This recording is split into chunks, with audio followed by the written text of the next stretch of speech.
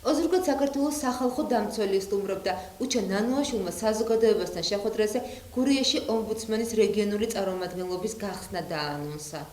პედაგოგთა კავშირის საკონფერენციო დარბაზში შეკრებულმა არასამთავრობო ორგანიზაციის, საზოგადოებისა და მასმედიის წარმომადგენლებმა ომბუდსმენის წინაშე ის პრობლემური საკითხები დააყენეს, რომელიც ცალკეულ სფეროებში რეგიონის მასშტაბით ვლინდება. განსაკუთრებული ხაზგასმა შეხვედრაზე ბავშვთა უფლებების დაცვის კუთხით საამბრძოლო საგანმანათლებლო დაწესებულებებში არსებულ პრობლემებზე მოხდა.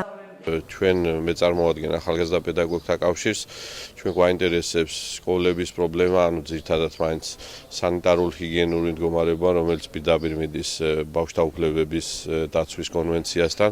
აქედან გამომდინარე გვაინტერესებს სახელმწიფო მიდგომა, თუ რას ფიქრობს, როგორ აპირებენ ამ პრობლემის გადაჭრას, ასევე არის სასმელი წყლის პრობლემა, რომელიც ასევე ადამიანის ბავშვის უფლებასთან მიდის.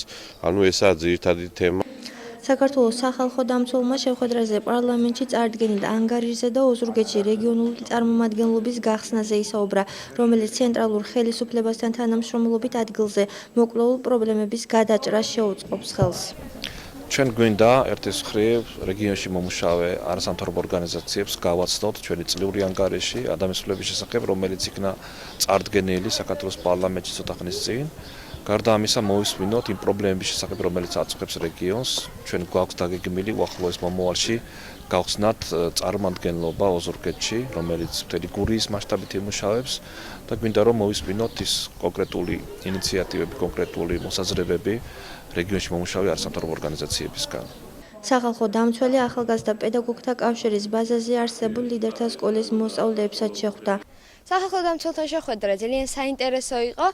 ჩვენთვის ლიდერთა სკოლელებისთვის, იმიტომ რომ გავაცანით ჩვენი საქმიანობა, ისიც დაინტერესდა და დაგვპირდა, რომ მომავალში აუცილებლად ვითანამშრომლებთ და ერთად შევეცდებით იმ პრობლემების გადაწყვეტას, რაც დღესდღეობით ჩვენს რეგიონშია.